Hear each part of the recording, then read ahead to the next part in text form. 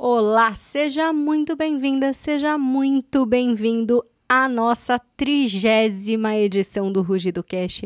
Eu sempre digo que aqui não é podcast, né? Aqui é aula cast e hoje eu trouxe uma especialista que já bombou de visualizações aqui. Uma das maiores visualizações que a gente teve no podcast, Cláudia Brandão. Bem-vinda, Clau! Muito obrigada, um prazer estar aqui de novo. De novo, porque o que é bom a gente tem que repetir. Vocês não estão entendendo o que a gente trouxe de conteúdo aqui para vocês hoje. Se você não assistiu ao podcast da Clau, fica aqui com a gente até o final, já pega papel e caneta, porque eu tenho certeza que você vai ter insights, ideias, sacadas incríveis para o seu negócio. E eu sempre digo que basta uma sacada de valor para você virar a chave. Eu sei porque isso já aconteceu comigo no passado. É uma sacada de valor e você vira a chave do seu negócio. Você tem aquele resultado que você está buscando. O próximo passo. Então já pega papel e caneta porque aqui a gente vai trazer muito conteúdo de valor para você. A Cláudia, ela é especialista em mercado de luxo. Já trabalhou com grandes e marcas incríveis e deu muito resultado para essas marcas. Eu sempre tenho, Clau, aqui a responsabilidade de trazer gente, principalmente de resultado, sabe? E por isso que você está aqui. Então, obrigada mesmo por ter aceito o convite de novo. Muito obrigada. Além disso, ela é mentora e palestrante, co-criadora das vozes, as novas vozes do luxo. E é sobre isso que a gente vai falar agora. E também faz parte do Positive Luxury, certo? Isso. Depois você explica melhor o que é esse grupo de impacto que você é membro. Membra, como fala agora? Acho que é membro, né? Não tem gênero, diferenciação de gênero nesse caso. E aí, Clau, por que eu te chamei aqui pra gente falar de novo? Porque a gente tem toda uma nova fase aí do luxo. A gente sempre conversa sobre isso, né? Que passou aquela história do... Não é que passou, mas tem uma questão que é a evolução do mercado do luxo. E tem muita coisa desse mercado que a gente consegue aplicar para o nosso negócio. Não importa... qual que é o seu nicho, não importa qual que é o seu nicho, não, que você vai desmistificar um pouco isso, né? Mas conta um pouco sobre essa evolução que traz muito de inovação, enfim. E você tem uma tese que eu tô sabendo, que aí eu não posso dar spoiler de algumas questões. Vamos abrir contando sobre isso? Explica um pouco sobre essa nova fase desse mercado. Legal. É um ótimo ponto para a gente começar, Dani, porque quando a gente fala em mercado de luxo, acho que é sempre importante a gente pautar o seguinte: como o Brasil não tem tradição nessa cultura do luxo, não, o luxo moderno, ele realmente nasceu, vamos dizer, na França, Itália, com todo o savoir-faire deles, com toda essa técnica elaborada que eles têm. Então, a cultura do luxo é muito presente lá em vários aspectos da vivência das pessoas. É muito cultural isso. Para quem está aqui, chegou de paraquedas, explica o que é o savoir-faire. Savoir-faire é uma técnica apurada que faz com que você realmente se diferencie no mercado. Tá. Agora, savoir-faire, que em inglês é know-how, que em português é o jeito de fazer, é um conjunto da obra, como eu digo, né? Não é apenas a técnica para você confeccionar o seu produto, mas também é a sua forma de lidar com o cliente, a experiência que você proporciona. É o seu jeitinho ali de marca, É o seu jeito de como fazer, marca. que é uma identidade aquilo que te muito torna própria. único. Exatamente, aquilo que te torna único. Maravilhoso. Então, França e Itália têm isso já meio que no berço, né? Quando a gente olha para o Brasil não tem essa história, essa tradição no luxo. Então, o luxo, fazendo um resgate aqui, o luxo no nosso país ainda é visto como uma ostentação, dada, obviamente, todas as desigualdades sociais que a gente tem aqui, etc. Só que eu sempre gosto de pontuar o luxo como um posicionamento de marca. É um nicho de mercado e é o posicionamento da marca. Eu não olho para o luxo enquanto glamour. O meu olhar é sempre estratégico. Então, quem opta por atuar nesse patamar de excelência com um público de alto padrão e de luxo, ele tem que realmente preencher vários critérios para conseguir ser percebido como uma marca. Não existe uma classificação, isso é luxo, isso não é. Não é uma indústria regulamentada. É uma percepção de valor. E para você realmente alcançar essa percepção de valor, você tem que atender certos critérios, você tem que ter a implementação de vários princípios dentro da sua marca, do seu negócio, da sua forma de fazer, do seu produto ou serviço. Então, acho que é importante a gente pontuar isso primeiro. Dentro desses princípios, um deles é a inovação. Marcas de luxo são inovadoras por natureza, porque elas precisam trazer uma novidade. Elas precisam se renovar, elas precisam trazer uma nova técnica. Mesmo aquelas mais clássicas. Mesmo as mais clássicas. Você pensar em, sei lá, Chanel, né? Chanel já é uma marca centenária? Nem sei, já, né? Já é uma marca centenária, fundada em 1921, se eu não me engano. Se eu não me engano. Pois é, já é uma marca centenária. Então, eu sempre digo o seguinte também. Aliás, uma frase da queridíssima, maravilhosa Renata Vick, a CEO do grupo CRM, detentor da Copenhagen e de outras marcas excelentes. Então, ela diz o seguinte, uma marca, quando ela é tradicional, não significa que ela é tradicionalista, entendeu?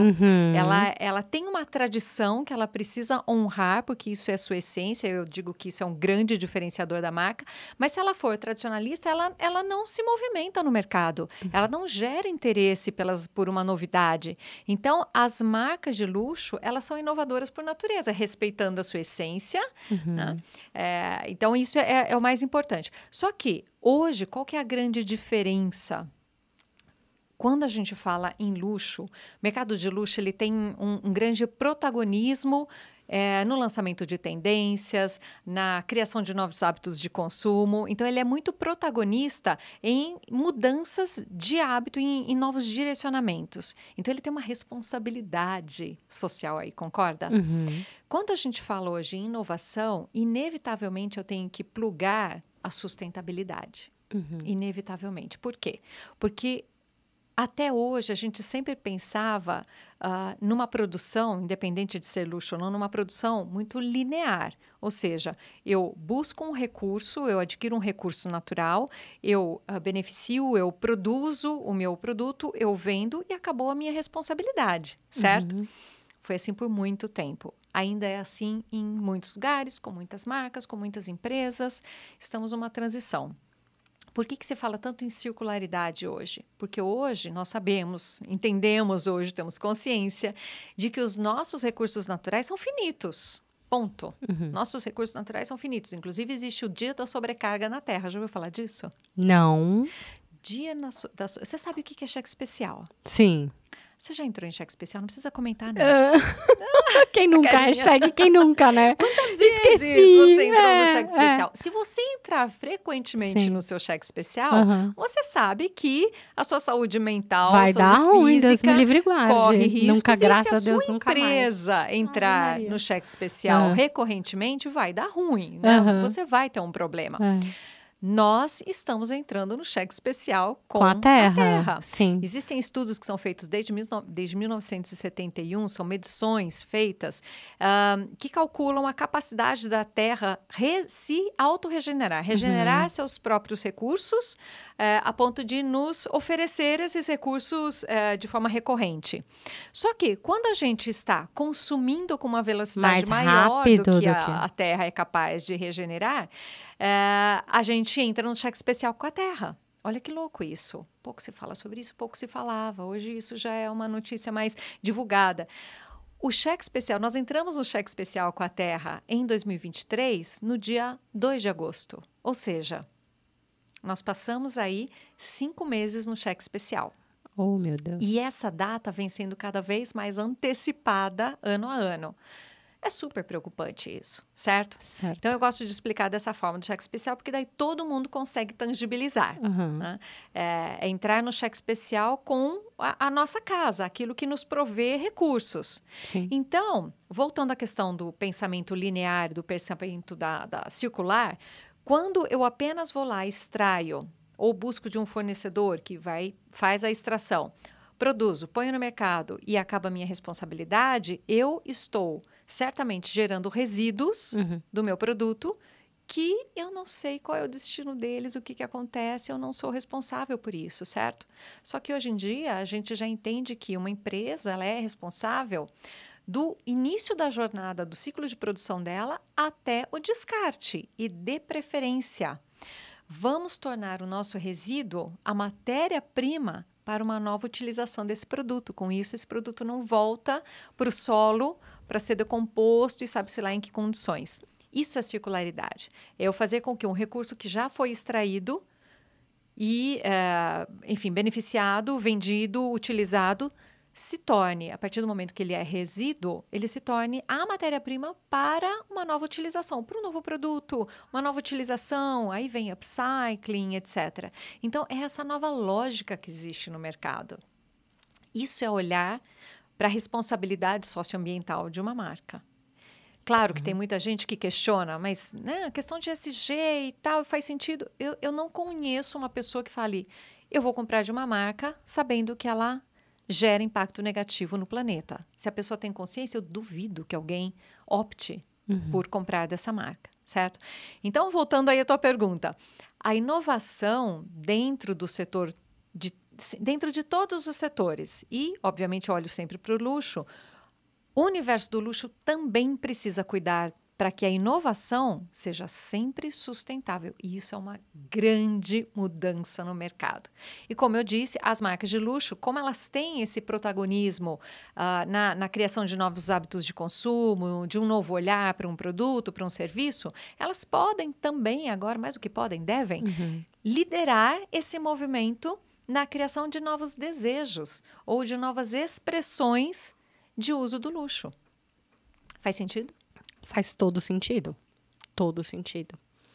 E principalmente quando a gente entra num outro ponto que é a questão das gerações.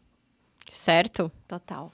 Então, explica um pouco esse desafio geracional que a gente está vivendo, que para todo mundo que está aqui, não importa se quer posicionar o seu negócio, se quer trazer as práticas dos bastidores das empresas de luxo ou não, você vai ter esse desafio, meu querido, minha querida. Exatamente, vamos lá também. Você vai. Já está tendo esse desafio provavelmente na hora de montar a sua equipe, porque eu vejo muita gente reclamando, né? Exatamente. E como que isso se reflete nessa geração nova consumidora?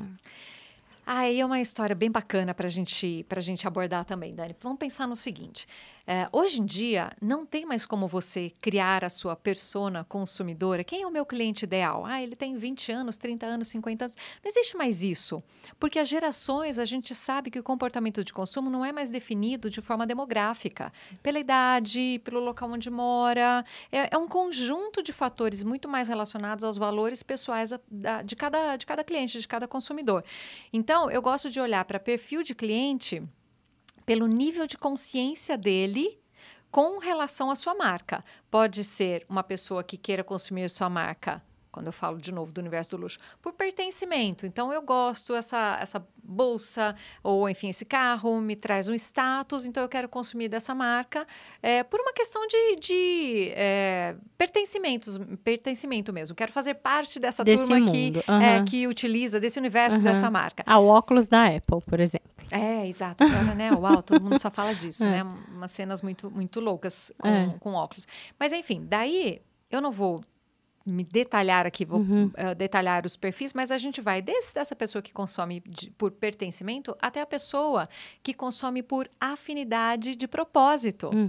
Então, a gente vê Patagônia, é uma marca assim, super representativa, Natura, uma marca super representativa também, que traz esse propósito muito forte, Osklen também, que eu tenho a felicidade de ter como cliente, também muito forte, que traz essa questão do propósito dentro da marca. Sim. Então, eu tenho muitos clientes que consomem pelo propósito, certo? Então, isso é um aspecto importante. Voltando a falar sobre a questão das gerações, hoje a gente tem 5 gerações consumindo ao mesmo tempo. A gente tem, por exemplo, desde os meus pais, que têm 85 anos e são super ativos. Minha mãe é a pessoa do celular, resolve tudo ali no celular. Eles viajam, são antenados, cuidam da saúde, uma alimentação mais equilibrada. Enfim, tem 85 anos. Daí a gente tem os boomers, a gente tem a geração X, a gente tem os millennials, a gente tem os Zs, etc. Então, a gente tem aí, pulei alguém? nessa turma? Ah, já. É tantos, é tanta Zs, letra. Os millennials, Os X, os boomers e meus pais, que eu não sei qual é enfim, não sei se tem uma categoria aí para eles. Estou falando aqui de 5 gerações, certo? Mas olha que interessante a questão do nível de consciência também.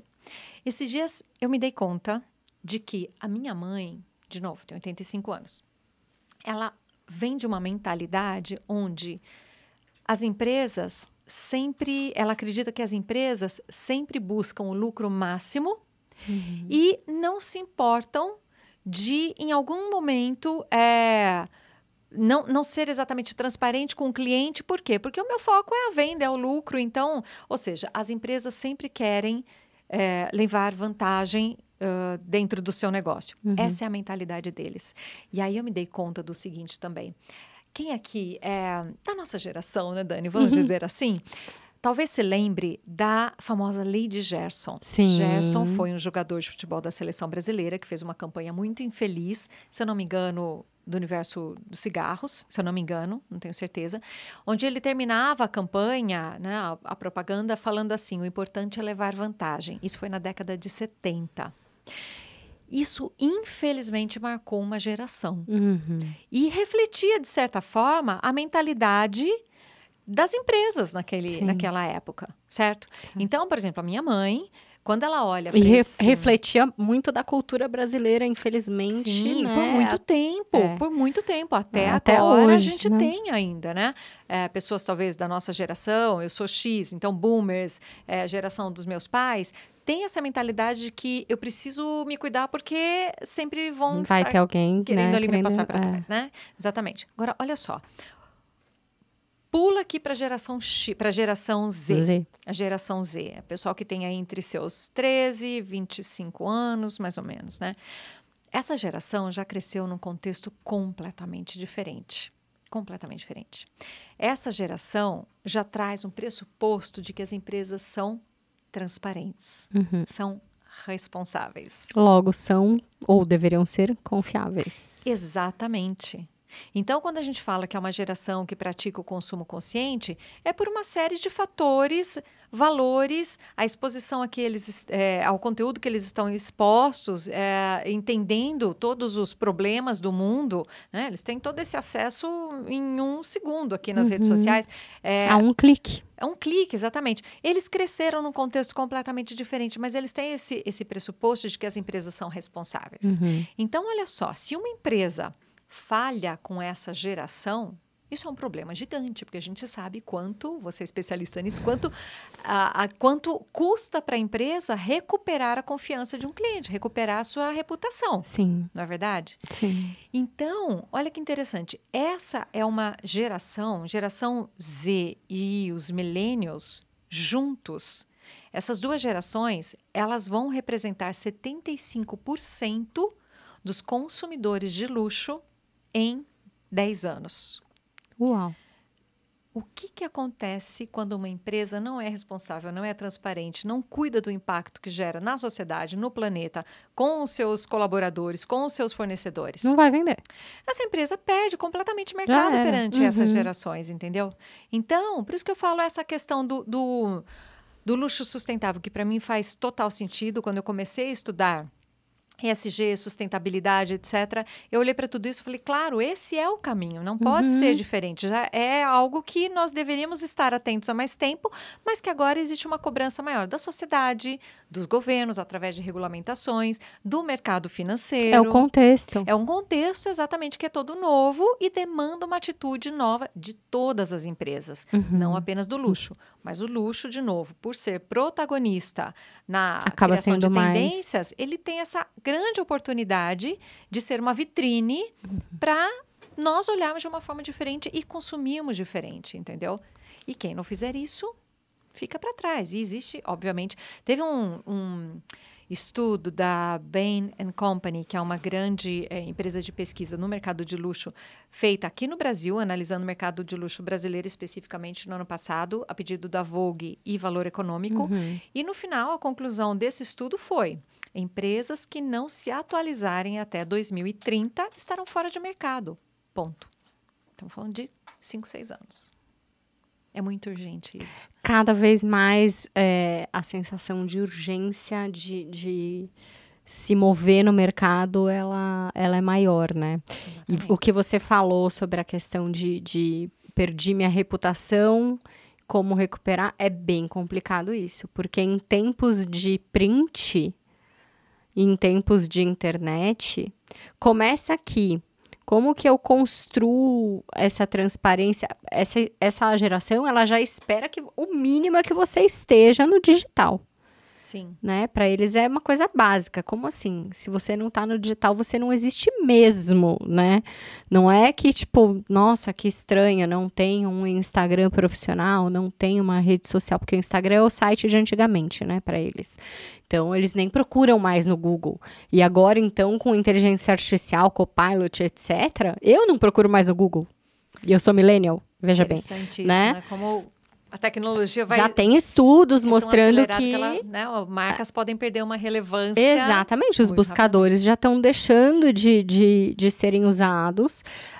Essa geração já busca nas redes sociais e vai passar a buscar também, além de redes sociais, nos buscadores de inteligência artificial. Por isso que a Microsoft está mergulhando tão forte. E o Copilot é muito bom, assim, é muito bom. Eu testo ele.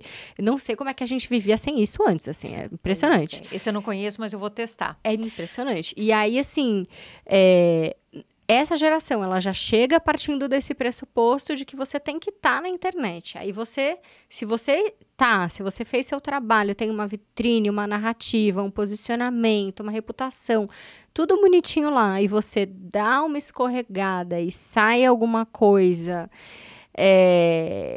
e alguém dá print, sempre tem alguém para dar print, é o que você falou, Em 2 horas, você cria uma crise global. Exatamente. Então, é exatamente isso. Hoje, as pessoas estão mais conscientes, existe um olhar muito mais crítico para toda a atuação de uma marca. E eu estou falando aqui de uma pessoa também, né? A pessoa é uma marca. Quando você vai para as redes sociais, você está representando ali a sua própria marca, a sua identidade.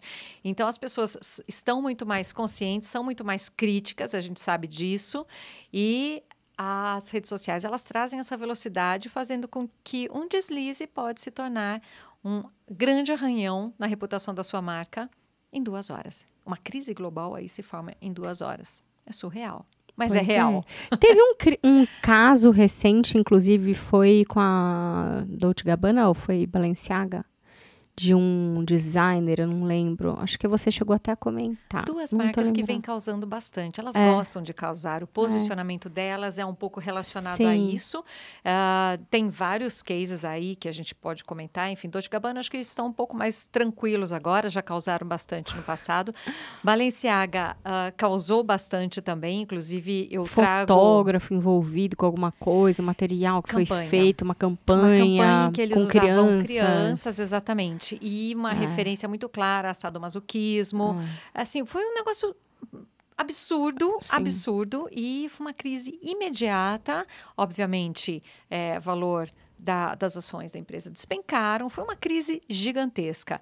E a Balenciaga voltou agora, o desfile, nós acabamos agora de ter a Paris Fashion Week, e eles vêm de uma outra forma, com outro olhar, assim, acho que mais conscientes, porque eles precisam resgatar a marca e as origens da marca, né? O pessoal brinca que Cristóbal Balenciaga, que é o fundador da marca, deve estar, assim... se revirando nos túmulos. Exatamente, porque o que estão fazendo com a minha marca? O propósito não era nada, não era isso. Não era isso. Agora, Dani, você falou uma coisa interessante, vou puxar um pouquinho aqui para o paralelo, tá? Você falou... todo mundo está nas redes sociais. Se uma marca não está nas redes sociais, essa marca não existe. Isso é uma lógica do mundo digital que a gente vive. Mas o universo do luxo, isso vem mudando um pouco. Interessante. Algumas marcas estão deixando as redes sociais. Já ouvi falar também desse... Por quê? É muito interessante isso, porque o universo do luxo, ele é um universo exclusivo. Isso que eu ia falar, marcas hiper exclusivas para dar uma sensação de mais exclusividade estão saindo, é isso? Acho que não vejo exatamente como uma questão de dar mais exclusividade. Veja bem, o luxo não vai ser acessível. Luxo democrático não existe. O luxo, ele foi feito para atender determinado desejo por algo muito exclusivo, muito único, feito com um material extraordinário, de uma forma extraordinária, o tal do savoir-faire, certo? Isso tudo tem um custo. Eu não vou discutir margens aqui, mas isso tudo tem um custo. Quando ele vem para as redes sociais, e muito interessante, porque quando começou esse movimento da digitalização, as marcas de luxo falaram, opa, será que eu quero realmente ir para esse lugar? Porque eu não consigo criar uma experiência no digital da forma que eu crio no presencial. E isso é essencial no universo do luxo. Mas aí eles viram que não tem como eu não estar no digital. Então tem-se essa lógica do mercado. Imagina, se você não está no digital, você não existe. Já passou da hora de você estar no digital, etc. Só que o digital, ele aumentou muito a visibilidade das marcas de luxo. Para públicos, para quem ele não faz sentido. Pelos atributos que ele trabalha, entendeu? O luxo, ele tem suas categorias, né? De um luxo acessível, um luxo intermediário, um luxo superlativo, um luxo extravagante. Ele tem todas as suas categorias ali de posicionamento de produto e de marca. Mas ele não é um produto no total acessível. O luxo vem se tornando mais inclusivo e mais diverso, isso sim. Então ele percebeu, eu trago isso no workshop As Novas Vozes do Luxo com a Tipiti, depois a gente pode falar disso. A gente aborda justamente isso, como que o luxo se tornou mais diverso, inclusivo, para que as marcas atualizem o seu discurso. E isso é essencial, por quê? Porque nós temos novos grupos consumindo luxo. E ele está aberto para novos públicos, definitivamente. Mas ele nunca vai ser um produto acessível. Então, de novo, quando a gente começa a ver não, que isso já não é de hoje, mas enfim, essas desigualdades que existem e as redes sociais se tornaram um universo muito democrático, onde todo mundo fala o que pensa, opina, etc. Quem não está familiarizado com esses atributos do luxo, com esses princípios, etc., pode não entender o propósito daquela marca e a marca não vê mais sentido em estar ali nessa discussão.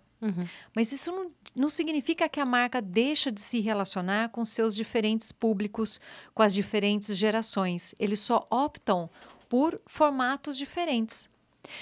A lógica é a seguinte, imagina, por exemplo, carnaval, uma festa popular, ou qualquer evento popular, qualquer expressão popular que eu tenha. A lógica ali é todo mundo junto. Todo mundo junto. Eu não posso chegar no evento popular, céu aberto, com todo mundo, com uma proposta que é democratizar a diversão, por exemplo, e chegar lá e exigir, eu quero um sofá com ar-condicionado para eu ficar aqui aproveitando esse evento. Não faz sentido. Eu quero a minha água numa taça, servida aqui no meio. Não faz sentido, entendeu? Então, a gente começa a ver esse movimento de... Olha, Bottega Veneta saiu das redes sociais em 2021. Foi um grande... Uau, o que está acontecendo? Entendeu? E eles têm todo um movimento de construção de branding awareness, de ampliação de público, etc., fora das redes sociais. E estão indo muito bem, obrigado. Então, esse movimento a gente vai começar a ver de uma forma mais ampla.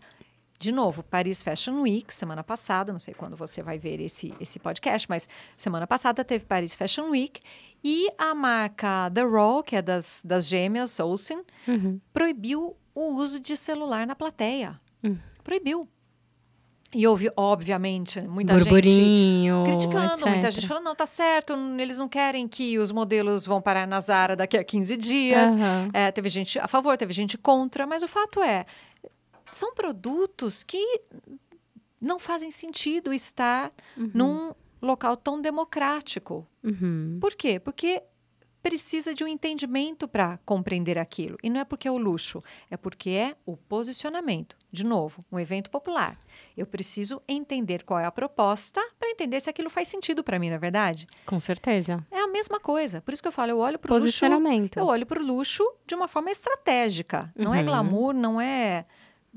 É de uma forma estratégica. Estratégia de negócio. Estratégia de negócios. Então, isso e também traz graduações de luxo também, exatamente, né? Exatamente. Que é aquilo que você sempre fala. A própria Apple, quando você me falou que era uma marca de luxo, eu falei, sério? Exatamente. Traz vários atributos das marcas de luxo. Se posiciona como tal. Legal, maravilhoso.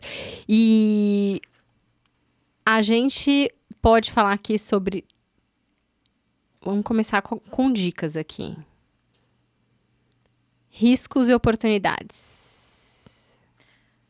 Muito bem. Quando a gente fala, então, de... Para todo mundo que está aqui. Tá, ok. Eu vou puxar, então, para essa questão do luxo sustentável, de novo, né? Que é o mercado onde eu sempre busco inspiração para todos os negócios, os clientes que eu atendo. Eles estão, de alguma forma, conectados ou fazendo a jornada, saindo de uma categoria premium para ser um negócio mais diferenciado, boutique, caminhando para o alto padrão, para o luxo.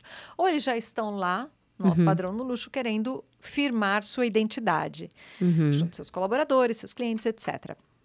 Então, quando eu olho para esse universo, eu falo de luxo sustentável. Uma grande oportunidade que eu vejo é essa questão da circularidade. É a empresa poder, por exemplo, criar novas fontes de receita a partir desse olhar.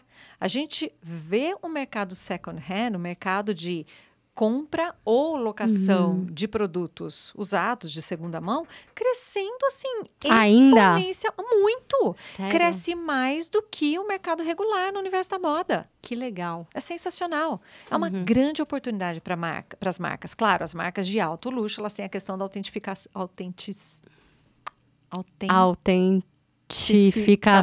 acho que é isso mesmo.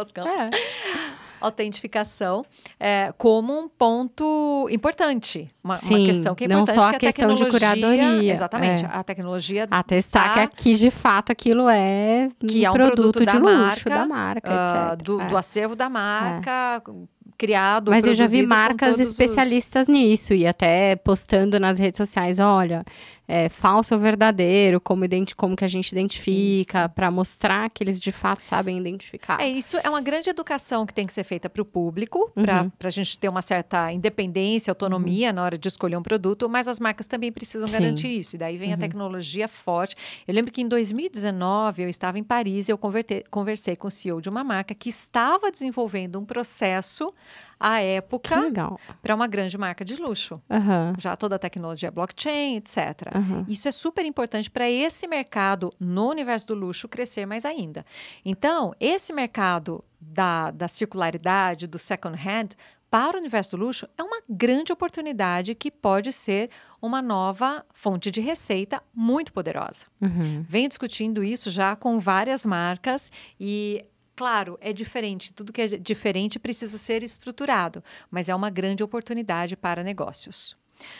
O risco, para mim, está relacionado à reputação da marca.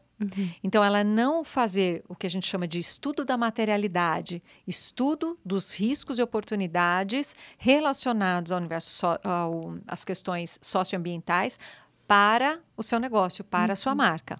Então, eu preciso fazer esse estudo para ter ciência do que representa um risco para a minha marca e já antecipar para reduzir, como a gente diz, mitigar esse risco ou aniquilar, né, neutralizar esse risco ou até mesmo transformar isso numa oportunidade de negócio. Então, se eu não faço esse estudo dos riscos, eu posso ser surpreendida a qualquer momento. Porque o mercado second hand, por exemplo, me parece uma forma de você aproveitar o que seria um risco, né? A falta de recursos naturais para produzir. Então vamos lá e vamos colocar para jogo esses oportunidade e outra oportunidade de fortalecer a reputação da marca. Por quê? Porque você está cuidando do seu resíduo. Sim, verdade. Não é verdade? Mas uma marca de luxo passa de geração em geração. Sim, é verdade, mas olha que interessante. A Hermès, eu não vou saber precisar quando eles começaram isso, mas eu sei que existe há muito tempo. Eles têm as oficinas de reparo. Há muito tempo. Legal. Se eu não me engano, eles têm acho que 40 oficinas pelo mundo, onde há muito tempo eles oferecem a oportunidade de você levar um produto lá, principalmente as bolsas. E recupera. E eles fazem a recuperação do externo da bolsa, para que você possa continuar utilizando aquele produto por muito e muito tempo. Então, assim, pessoas que receberam uma bolsa de herança da avó, você continua utilizando aquele bem. Por quê? Porque a qualidade dele é realmente extraordinária. Então, aí agora eu vou fazer um advogado diabo aqui, por exemplo. A última vez que eu tive em Portugal, na Europa, eu fui comprar eu vi uma bolsa, que até a bolsa que eu tô, enorme. Eu falei, a bolsa que eu preciso, porque daí eu consigo levar notebook, cabe tudo, não sei o quê. E aí, Eu falei, gente, mas como assim não é couro? Eu queria couro. Poro Armani e tal, não sei o quê. Mas eu queria couro. E aí, a minha amiga que mora lá falou assim, na Europa, você quase não acha mais nada de couro de marca. Porque eles estão usando muito material mais sustentável. Porque o couro, né, tem a questão da criação do gado, não é tão sustentável, etc, etc. Não é tão bom para o planeta. Ok, só que é um material que também não tem tanta durabilidade. E aí, como que você fica? Porque, né, também você tem essa questão, material que vai ser descartado provavelmente mais rápido. Lembra que eu falei da inovação com sustentabilidade? Tem até um termo em inglês para isso, que é o innovability. Inovação, innovation with sustainability. Então, innovability. Então, é isso. A marca, quando ela vai... Ok, eu preciso criar uma alternativa, uma nova solução, mas eu tenho que pensar na gestão do resíduo. No ciclo de produto, no ciclo de vida desse produto. Ele não pode mais ser, lancei para durar 2 estações ou 2 anos e depois ele vai cair em desuso e depois eu já vou lançar outro já, porque cada lançamento eu tenho um pico aqui de vendas, etc. Então tá faltando esse pedacinho talvez para alguma das marcas. Exato. Agora, Dani, uma coisa super importante da gente falar. Uma das coisas que eu acho que são essenciais para o ESG ganhar corpo é que todo mundo entenda que ele não abandona o olhar para a questão econômico-financeira da empresa. A empresa tem seu papel social, tem a sua função social. Ela gera empregos, ela tem que pagar salários, ela tem que pagar impostos, portanto, ela precisa ter lucro. Então, ESG, tem até uma professora, Ilana Castro, maravilhosa, que fala, ESG é sobre grana, ESG é sobre grana. Isso é maravilhoso, entendeu? Porque daí, aquilo que a gente estava falando nos bastidores antes de começar, de que nos Estados Unidos isso está virando uma pauta de esquerda, que é absurdo, né, gente? Como assim? Gente, tem tudo a ver com a sustentabilidade do seu negócio também. Exatamente. É sustentabilidade do planeta, é sustentabilidade é bom para a sociedade, é bom para o planeta, mas antes de mais nada, é a sustentabilidade do seu negócio, exatamente, meu amigo. Então, o ESG, ele é sobre o olhar econômico-financeiro da empresa, sim. Só que, lembra lá da lei de Gerson? Agora eu trago também o olhar social e ambiental que a gente não olhava antes. E faz total sentido. Total sentido. Certo? Então, inovação com sustentabilidade. Eu vou fazer uma inovação, mas eu tenho que olhar para todos esses quesitos aqui. Ou seja, esse material novo. Então, tem Stella McCartney, que já vem há muito tempo trabalhando o couro de cogumelo. Hermès também. Que demais, couro de cogumelo. Exatamente. E é linda, a bolsa é maravilhosa. A história dos diamantes também. Diamantes de laboratório, eu amei, né? Uma isso, grande gente. Polêmica acontecendo, etc. Ela é diamante, não é diamante, etc. Mas o fato é, e olha que interessante. Gente, eu não me importo nada de não ser a pedrinha lá cavada. Eu não me importo nada. Então, Dani, olha que interessante. Eu não me importo que não seja um diamante de mina. Só que quando você entende as condições nas quais esses diamantes são extraídos, exato, o impacto que isso gera para quem trabalha na mineração, etc. Cláudia, mas já existem várias marcas que trabalham com certificação. Sim, essa indústria vem realmente sendo muito mais consciente, mas não é a regra ainda, não é o consenso geral.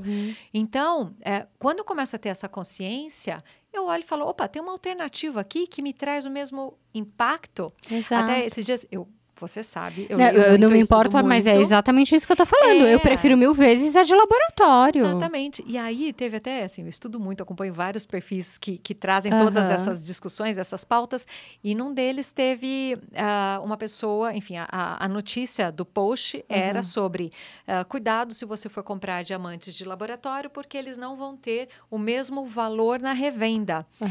Que os diamantes de mina. E aí, gente, eu não sou especialista nessa área, Deixo já claro isso. Mas aí, toda a discussão que veio ali, eu só vou reproduzir o que foi dito ali, eram de especialistas que trabalhavam com o mercado de diamantes de mina, falando, mas o diamante de mina também não tem valor de revenda. Vamos combinar. Não tem, porque ele não é escasso.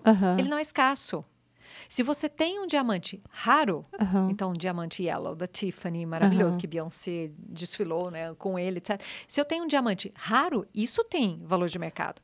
Mas um diamante comum, que a gente... só, ele não é escasso. Portanto, ele não tem esse valor de revenda.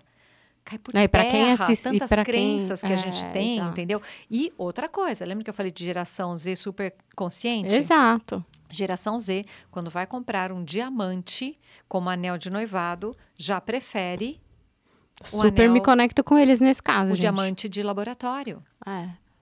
Gente, Por quê? é uma mudança de contexto. Então, os negócios têm que olhar para o contexto e entender, voltando ali, quais riscos e oportunidades esse novo contexto cria para a sua marca. É um novo olhar. Por isso que é repensar o modelo de negócios em cima desse novo contexto. É super importante isso. O que me leva a outra pergunta que eu coloquei aqui para você. Quais perguntas a minha empresa não pode deixar de fazer para se posicionar para esse cliente, respeitando sustentabilidade? Que maravilha. Nossa, pergunta sensacional, hein? Pergunta de milhões essa. Vamos lá. Primeira coisa. Olhar para o propósito da empresa. A gente fala de posicionamento. Bom, quem passou pela minha mentoria já sabe que eu vou a fundo nisso para trazer primeiro o propósito. A essência. E, além de... E on top of that... conectado a isso, criar o posicionamento da marca. Porque eu acho que sem isso uma marca não sobrevive. Ela não... acontece o que aconteceu com a Balenciaga, que foi para cá, foi para lá, foi para cá, perdeu o valor de mercado, está tentando se reencontrar. Então, primeira coisa, qual é o propósito da marca? Qual é o propósito? E o propósito não precisa ser uma causa beneficente, não é isso. O propósito da marca é, por que eu existo? E agora vem uma outra pergunta. Que impacto eu quero gerar no mundo? Por quê? Porque a partir do momento que você tem esse entendimento, isso vai fazer parte da sua estratégia de negócio, dos seus produtos, da sua comunicação. E vamos combinar que se eu, como consumidor, encontro uma marca sensacional, que traz muitos benefícios para a minha vida, benefícios para a sociedade, para as pessoas ao meu redor, para a comunidade, para o planeta, etc., eu quero que essa marca continue existindo para o resto da vida, concorda? Com certeza. Olha a mudança completa que a gente tem no cenário de negócios. Então, entender propósito, entender qual é o impacto que eu quero gerar no mundo através do meu negócio. Para que ele existe? Que impacto que ele gera? Outra, para quem eu quero vender? Qual é o perfil de cliente que valoriza isso que eu trago? Então, gente, percebam que eu não estou trazendo nenhuma grande novidade disruptiva. É uma reformulação do famoso Canvas, né, o Business Model, que eu e a Tipiti vamos trazer em breve o Canvas Business Model ESG, criado a partir de um grupo de estudos conduzido pela professora Elana de Castro. Então, vai ser sensacional. Novidades em breve. Então, é você repensar as perguntas essenciais do negócio. Qual é o meu propósito? Que impacto que meu negócio, que impacto eu quero que meu negócio gere, ou que impacto ele gera hoje, que eu quero reformular isso, para quem eu quero vender, quais são os valores desse cliente, que tipo de conversa eu vou ter com esse cliente. Tem um professor que eu adoro, que é o Michel Cofarado, ele é antropólogo. Hoje está difícil as palavras aqui, antropólogo. Ele é sensacional, sensacional. E ele fala, hoje o luxo ele tem muito mais a ver, o consumo de uma marca de luxo, ele tem muito mais a ver com o valor da conversa que o cliente vai ter com essa marca. Porque as pessoas, elas buscam se associar com marcas que não vão trazer problemas para ela. Eu não quero ser cancelado por usar uma marca, concorda? Total. Então, tem isso, eu não quero ser cancelado ao usar uma marca, e mais do que isso, eu quero me sentir bem ao usar essa marca. Então, é uma questão muito mais profunda na hora de mergulhar no modelo de negócio que eu vou criar. Acho que essas já são perguntas, assim, bem básicas, bem que na profundas. verdade as pessoas dificilmente, né, as empresas param para fazer esse exercício. Exatamente. Isso, eu não isso tô falando é a de luxo, base. não, tá? Isso daí é para todo mundo. Isso é para todo mundo. Isso, maravilhoso. Tá, daí você consegue, e aí qual que seria a segunda bateria? Tá bom, tenho clareza disso tudo aqui. E aí, como que eu faço para me posicionar? Quais seriam as outras? Ok, agora eu tô com tudo isso claro. Como que eu faço para direcionar ações para me posicionar respeitando o ESG? Que outras perguntas que eu posso, de repente, me fazer? Eu acho que o próximo passo é pensar no ciclo de vida do produto. Ou do serviço. Ou do serviço. Quando eu falo em produção, etc., fica mais fácil olhar para produto, mas, obviamente, isso também se conecta com o serviço. Eu já vou chegar no serviço. Quando a gente fala de ciclo de vida do produto, é pensar, ok, então, qual será o meu produto? Qual vai ser o ciclo de vida dele? De quem eu vou comprar matéria-prima, ou quem serão os meus fornecedores? Esses fornecedores, eles estão conectados com esses valores? Quais são as práticas que esses fornecedores têm em termos de ambiente de trabalho, as questões dos direitos humanos com toda a equipe deles e os fornecedores deles?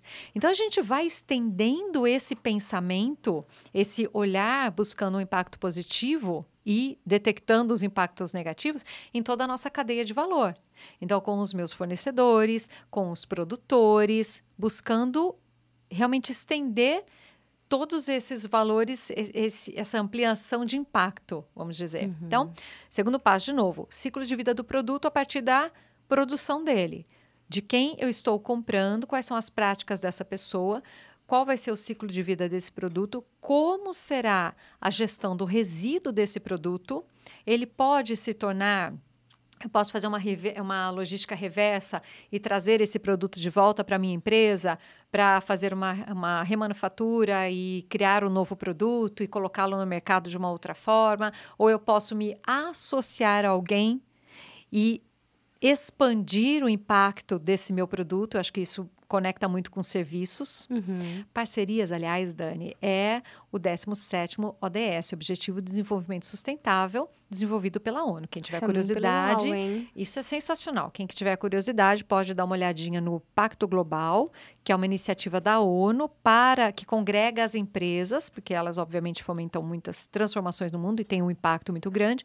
Então, criaram-se 17 Objetivos de Desenvolvimento Sustentável, cada um tem suas tantas metas, são 164 metas, e um desses objetivos é trabalhar através de parcerias. Por quê? Porque daí eu expando o impacto, eu acelero o impacto. O trabalho que eu conduzo junto com a Tipiti Barros no workshop As Novas Vozes do Luxo é puramente isso, é uma colaboração que expande o impacto, o repertório do empreendedor, do empresário, das suas equipes, que amplia a visão deles através dessa união de forças nossas, união de conhecimento. Então, trabalhar em parceria tem uma capacidade de potencializar, exponencializar o resultado do seu negócio. Ou seja, quais parcerias eu posso firmar que vão potencializar isso? Porque isso é muito legal que você está falando, porque muitas vezes o empresário, o empreendedor, ele fica pensando assim, mas eu não consigo fazer isso. Sozinho. Mas tá bom, mas quem vai buscar no mercado? Exatamente. Você não precisa fazer tudo sozinho. Exatamente. Né? Exatamente isso. Então, o olhar para o ciclo de vida do produto, para toda a minha cadeia de valor e para parcerias, para que eu amplie a minha, enfim, todo o meu impacto. Quando eu olho para serviços, eu acho que a gente tem aí duas grandes áreas que eu posso olhar para já ter um modelo de negócio que gere impacto positivo. De novo, com quais marcas eu me associo? Então, por exemplo, se eu sou uma clínica dermatológica, eu aplico dentro da minha clínica produtos de terceiros. Muito bom. De quem eu estou comprando? Quais são as práticas dessa empresa? Não olhar só preço, né? Que a gente não fazia e a gente precisa fazer. E só olhava preço. Nós fizemos um trabalho sensacional com uma marca no setor de enxovais e eles vendem para hotéis. E eles falaram assim, os hotéis começaram a nos perguntar algumas coisas diferentes, né? Como é produzido, a questão do ambiente de trabalho, como que é a questão do desenvolvimento de toda a equipe de colaboradores. Perguntas que antes não faziam parte do repertório de negociação. E hoje vão fazer cada vez mais parte. Até porque várias regulamentações estão chegando. Por enquanto, muitas marcas estão atuando de uma forma voluntária. Então, eu faço por propósito. Para mim, isso faz sentido? No meu caso. Quando eu entendi a questão da ESG, eu falei, nossa, isso daqui super conecta com os meus valores. Mergulhei, eu brinco que eu entrei, eu levantei a tampa de um alçapão, entrei, olhei e falei, aqui eu quero ficar, entendeu? Fecha que daqui eu não vou sair, né? Porque fez muito sentido para mim. Então, muitas marcas são voluntárias nessa transição por propósito. Outras marcas, vão ser forçadas. Não, outras marcas têm uma segunda categoria aí, que é a conveniência.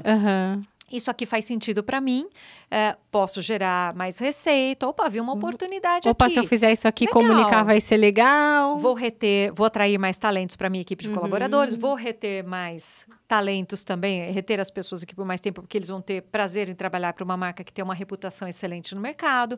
Vejo vantagens aqui, tá tudo certo, vejo oportunidades, vou fazer dessa forma. E tem aquelas que vão fazer essa transição, que a gente diz por constrangimento, ou seja, bateu a regulamentação, cliente está demandando e falando, se você não fizer, não mudar, eu não compro mais de você. Ele vai falar, poxa, eu tenho que fazer essa mudança.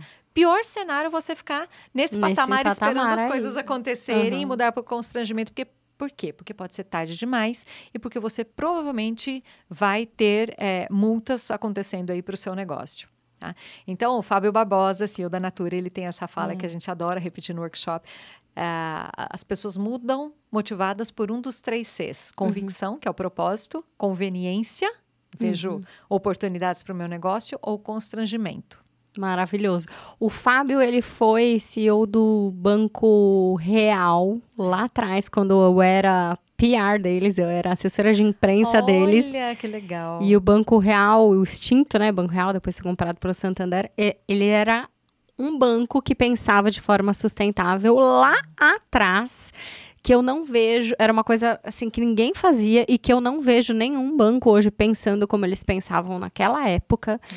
E era uma coisa assim que a gente em comunicação falava, nossa, que incrível tal projeto. E o Fábio falava assim, tem que estar consolidado antes, porque não e foi com ele que eu aprendi assim que antes de comunicar a gente precisa ser. Sabe? Isso. E naquela época, com 20 e poucos anos, né? Imagina, você queria comunicar, você queria fazer, você queria acontecer. E hoje, com a maturidade que eu tenho, eu olho pra trás e falo, gente, que sabedoria. É muito verdade. Muito a gente precisa ser antes de comunicar. Então, você vê que a constância, né? Que realmente faz parte dos valores dele, porque até hoje ele faz isso e levou isso pra Natura. Exatamente. Então, conexão. E é interessante, porque aí vem a questão do greenwashing, né? Se você faz uma pequena ação e comunica, né? Se preocupa em comunicar para o mercado. Isso não está consolidado dentro da empresa. E tem uma outra forma da gente saber se está consolidado ou não na empresa. Você tem verba destinada para isso? Olha que legal. Olha que interessante. Se isso não faz parte do meu planejamento financeiro, provavelmente é só uma ação mercadológica. Para inglês ver ali. Um greenwashing, né? Greenwashing é aquele verniz de verde, ou seja, opa, virei sustentável, né? Quando isso ainda não é consistente dentro da marca. Claro, Dani, assim, a gente não pode ter a ilusão de que hoje é quinta, estamos gravando uma quinta. Na segunda-feira, quem ouvir, né, esse podcast já vai transformar. Não, gente, é uma transição. Eu falo, o importante é ter consciência. Clareza, consciência. O meu trabalho nas redes sociais, no workshop As Novas Vozes do Luxo, é trazer essa conscientização para os negócios, para que a gente possa juntos fazer essa transição, entendeu? Legal. E aí tem uma questão que é uma via de mão dupla. Como o meu negócio impacta a sociedade e o meio ambiente e quais são os riscos que o mundo coloca hoje para o meu negócio? Como é que funciona essa via de mão dupla aí? Legal. Isso é o que a gente chama, nos termos técnicos do ESG, dupla materialidade. Tá. Então, não é para uma empresa realmente ser sustentável no sentido de perene, de longeva. Eu não quero construir um negócio hoje para que daqui a 3 anos ele não exista mais, que ele entra na estatística da mortalidade aí das empresas, né? Então, eu quero que, se eu for fazer um investimento financeiro, pessoal, de empenho, de esforço, etc., para criar, para fazer um negócio crescer, eu quero que ele seja longevo. Então, eu preciso fazer essa análise quase que 360 graus. Como o meu negócio impacta o mundo e como o mundo impacta o meu negócio. Então, é fazer análise dessas forças todas para eu conseguir mapear riscos dos 2 lados e mapear oportunidades. E, na verdade, Dani, por que eu gosto tanto desse processo? Tem muita gente que deve olhar e falar assim, poxa, implica aí um trabalho grande. Sim. Implica em custos para fazer transição. Sim. Mas você sai do outro lado muito mais eficiente, porque você tem todos os processos estabelecidos, engajamento de equipe, tem todo o processo para fazer isso, obviamente. Engajamento, uma equipe comprometida com isso, Uma equipe de liderança comprometida com isso, processos mais claros, ou seja, você gera maior otimização dos seus recursos, maior eficiência da sua operação, maior reputação da sua marca no mercado, sabendo exatamente o que ela é, o que ela não é, com quem ela quer ser. Então, eu vejo grandes vantagens nessa transição. Eu tenho uma cliente, ela tem um hotel boutique na Nova Zelândia, e ela já tem esse olhar de uma forma intuitiva, já tinha esse olhar de uma forma intuitiva dentro do negócio. E ela resolveu passar por uma certificação. E ela falou, Cláudia, deu trabalho, mas foi extraordinário ver que a gente já cumpria vários desses requisitos e o que a gente ainda não estava alinhado, nós alinhamos e hoje nós temos muito mais orgulho em ser quem somos. Que legal. Olha que bárbaro isso. Maravilhoso. Para finalizar, o que pode me impactar, então? O que pode me impactar? Impactar o negócio de quem está ouvindo a gente aqui. Todo esse contexto, tudo isso que a gente falou. Nossa, é uma pergunta, tanta coisa. É uma pergunta bem ampla, Dani, mas eu acho que tem essa questão dos novos valores, né? De novo, a gente fala muito disso no workshop As Novas Vozes do Luxo. A revolução de valores que está acontecendo na sociedade. Então, entender os valores do seu cliente, se eles estão mudando e como você precisa se ajustar se você quiser continuar vendendo para ele.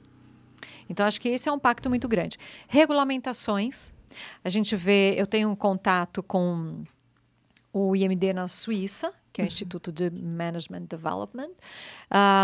Nós estamos em contato e justamente a minha ideia era justamente acompanhar mais de perto as regulamentações europeias, que estão muito mais avançadas do que aqui no Brasil.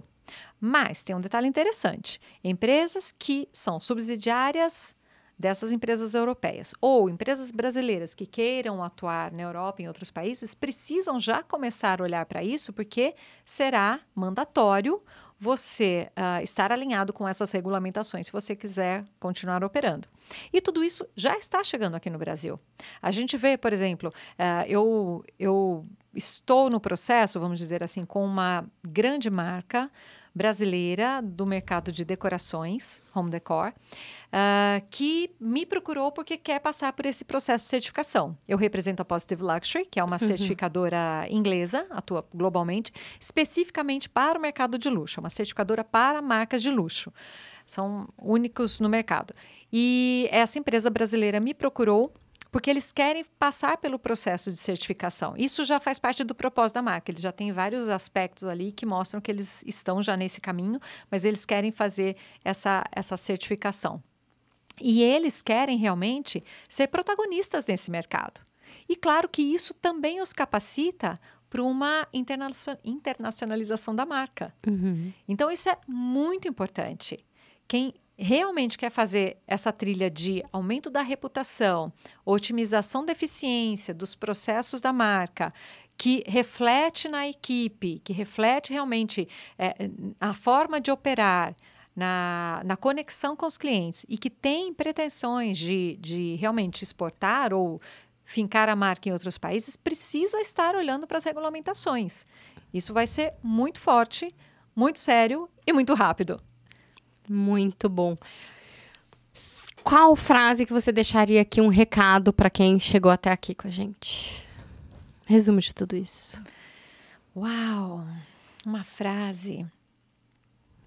Olha, eu tenho uma frase que me acompanha que é: o luxo se faz sentir. Muitas pessoas questionam o que é luxo hoje. Eu acho extremamente válido.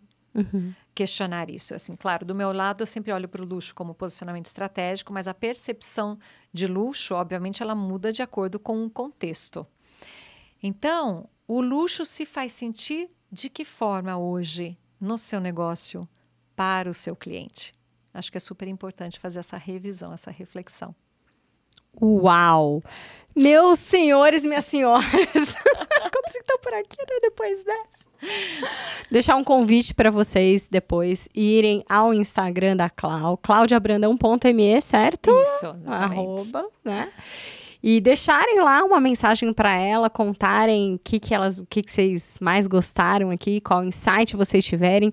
Vai lá também no @DaniAlmeida, me conta o que vocês mais acharam de interessante por aqui, o que vocês vão aplicar no negócio de vocês. E que dúvidas as pessoas têm também pra gente... Porque a ideia é realmente parcerias para a gente poder ajudar essas empresas. Exatamente. Conta pra gente outros conteúdos que vocês queiram ver por aqui.